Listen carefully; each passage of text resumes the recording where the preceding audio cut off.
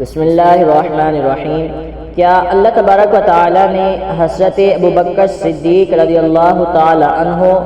اور حضرت عمر رضی اللہ تعالی عنہ کو علم غیب عطا فرمایا ہے کہ نہیں؟ اس کے بارے میں حدیث مبارکہ موطا امام محمد میں صفحہ 348 پر ہے کہ حضرت عائشہ صدیقہ رضی اللہ تعالی عنہ سے مروی ہے، انہوں نے فرمایا کہ میرے باپ حضرت ابوبکر صدیق رضی اللہ تعالی عنہ نے اپنے مرض موت میں مجھے وصیت کرتے ہوئے ارشاد فرمایا کہ میری پیاری بیٹی، میرے پاس جو کچھ مال تھا آج وہ مال وارثوں کا ہو چکا ہے۔ میری اولاد میں تمہارے 2 بھائی عبد الرحمن اور محمد ہیں اور تمہاری 2 بہنیں ہیں، لہٰذا میرے مال کو تم لوگ قرآن مجید کے فرمان کے مطابق تقسیم کر کے اپنا اپنا حصہ لے لینا۔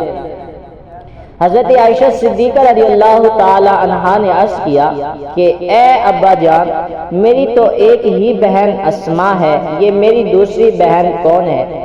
آپ نے ارشاد فرمایا کہ تمہاری سوتیلی ماں حبیبہ بنت خارجہ جو حاملہ ہے، اس کے پیٹ میں لڑکی ہے، وہی تمہاری دوسری بہن ہے۔ چنانچہ آپ کے وصال فرمانے کے بعد آپ کے فرمان کے مطابق حبیبہ بنت خارجہ کے پیٹ سے لڑکی ام کلثوم ہی پیدا ہوئی۔ اس حدیث شریف سے ثابت ہوتا ہے کہ حضرت ابوبکر صدیق رضی اللہ تعالی عنہ کو اس بات کا علم تھا کہ میں اسی مرض میں انتقال کر جاؤں گا، اسی لیے آپ نے فرمایا کہ آج میرا مال میرے وارثوں کا ہو چکا ہے،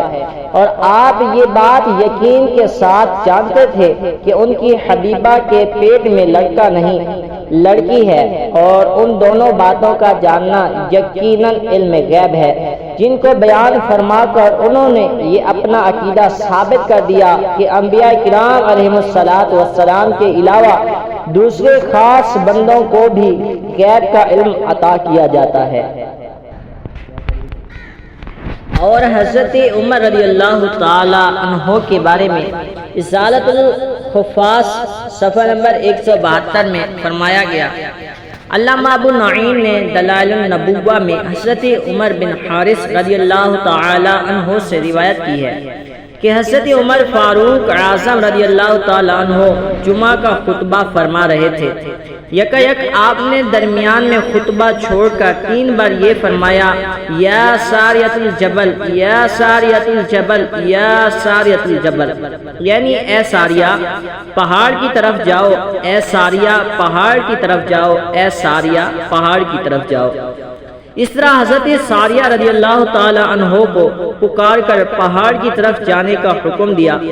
اور اس کے بعد پھر خطبہ شروع فرمایا۔ حضرت عبد الرحمن بن عوف رضی اللہ تعالی عنہ نے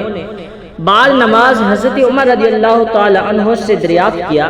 کہ آپ تو خطبہ فرما رہے تھے، پھر یک بلند آواز سے کہنے لگے، یا ساریۃ الجبل، تو یہ کیا معاملہ تھا؟ تو حضرت عمر رضی اللہ تعالی عنہ نے فرمایا، قسم ہے خدائے ذوالجلال کی، میں ایسا کہنے پر مجبور ہو گیا تھا۔ آپ نے فرمایا، رأیتہم یقاتلون عند جبل یؤتون، میں نے مسلمانوں کو دیکھا کہ وہ پہاڑ کے پاس لڑ رہے ہیں اور کفار ان کو آگے اور پیچھے سے گھیرے ہوئے ہیں۔ یہ دیکھ کر مجھ سے ضبط نہ ہو سکا اور میں نے کہہ دیا، اے ساریہ پہاڑ کی طرف جاؤ۔ اس واقعے کے کچھ روز بعد حضرت ساریہ رضی اللہ تعالی عنہ کا قاصد ایک خط لے کر آیا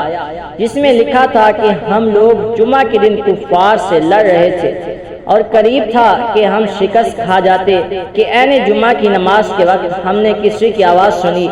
یا ساریۃ الجبل، اے ساریہ پہاڑ کی طرف ہٹ جاؤ۔ اس آواز کو سن کر ہم پہاڑ کی طرف چلے گئے تو اللہ تعالیٰ نے کافروں کو شکست دی، ہم نے انہیں قتل کر ڈالا، اس طرح ہم کو فتح حاصل ہوئی۔ تاریخ الخلفاء صفحہ 82 اور مشکاہ شریف صفحہ 546 پر یہی واقعہ اختصار کے ساتھ ہے۔ اور حضرت فاروق اعظم رضی اللہ تعالی عنہ نے ملک روم میں ایک لشکر بھیجا، اور اس کے بعد ایک دن اچانک مدینہ طیبہ میں بلند آواز سے 2 مرتبہ فرمایا، یا لبیکا یا لبیکا، یعنی اے شخص میں تیری پکار پر حاضر ہوں۔ کچھ دنوں بعد وہ لشکر مدینہ طیبہ واپس آیا۔ آپ نے اس لشکر کے سپہ سالار سے فرمایا کہ جس سپاہی کو تم نے زبردستی دریا میں اتارا تھا اور اس نے یا عمرہ پکارا تھا، اس کا کیا واقعہ تھا؟ سپہ سالار نے عرض کیا کہ مجھے اپنے فوج کو دریا کے پار اتارنا تھا، اس لیے میں نے اس کو پانی کی گہرائی کا اندازہ کرنے کے لیے دریا میں اترنے کا حکم دیا تھا، مگر موسم بہت سرد تھا اور زوردار ہوا چل رہی تھی، اس لیے اس کو سردی لگ گئی اور اس نے 2 مرتبہ آواز سے یا عمرہ کہا اور انتقال کر گیا۔ خدا گواہ ہے میں نے ہرگز اس کو ہلاک کرنے کی نیت سے دریا میں اترنے کا حکم نہیں دیا تھا۔ آپ نے فرمایا ایسے موسم میں اس سپاہی کو دریا کی گہرائی میں اتارنا قتل و خطا کے حکم میں ہے، لہذا اپنے مال سے تم اس کے وارثوں کو اس کا خون بہا ادا کرو۔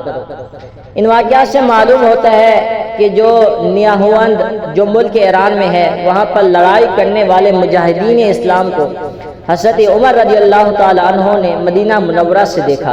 اور ملک روم میں سپاہی کو زبردستی دریا میں اتارے جانے کو وہیں سے ملاحظہ فرمایا، اور یہ علم غیب ہے جسے آپ نے لوگوں پر ظاہر فرما کر ثابت کر دیا کہ اللہ کے صالح بندوں کے لیے علم غیب کا عقیدہ حق ہے، اسے شرک و کفر سمجھنا گمراہی اور بد مذہبی ہے۔